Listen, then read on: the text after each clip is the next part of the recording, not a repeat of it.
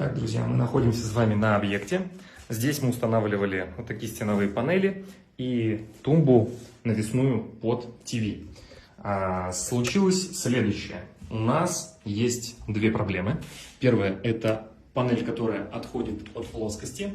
Будем демонтировать и переделывать. А также есть неравномерный зазор по потолку, потому что, опять-таки, нарушена последовательность выполнения работ. В данном случае нужно было заводить алюминиевый профиль по панелям. Таким образом, мы бы сохранили вот этот теневой зазор спереди панели и убрали бы вот эту ступеньку, которая образуется по разным причинам. В частности, это могут быть неровности по полу, это могут быть неровности по потолку, по примыканию к правой стене.